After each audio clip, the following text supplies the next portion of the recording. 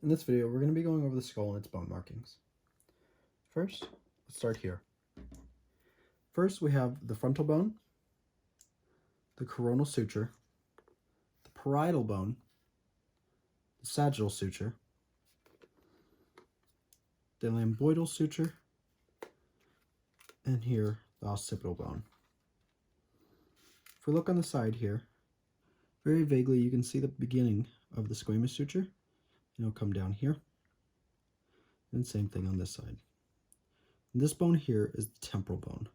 The temporal bone consists of the zygomatic arch, the external auditory meatus, the mandibular fossa, the mastoid process, and the styloid process. From there, if we grab our mandible and place the mandibular condyles here on the mandibular fossa, we can observe another part, which is the temporal mandibular joint, called the TMJ. I'll put the mandible down. Opening up the skull, we can observe our sphenoid bone and its hypophyseal fossa, or sella turcica. Also, you can observe the optic foramen here, which can also be seen up front.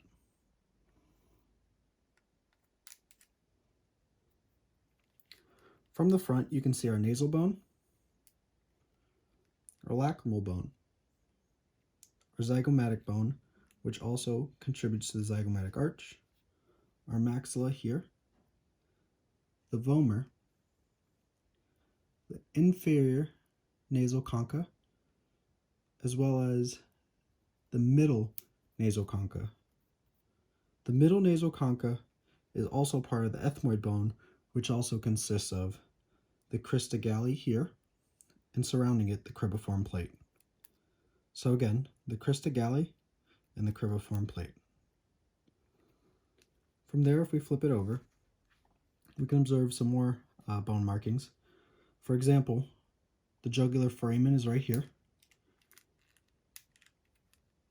Can be seen from the bottom or the inside of the skull. We also have the carotid foramen, which is just in front of that jugular foramen. From there, we can go over some bone markings of the occipital bone here, such as the occipital condyles, as well as the foramen magnum. So again, the occipital condyles and the foramen magnum. Looking at the bottom of the mouth here, we can see the palatine processes, which is the ridges, as well as the palatine bone. And here we can see the alveolar processes. These alveolar processes are also consistent in our mandible here.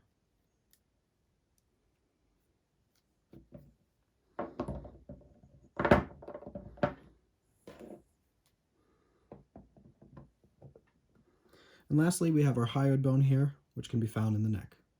And that's it.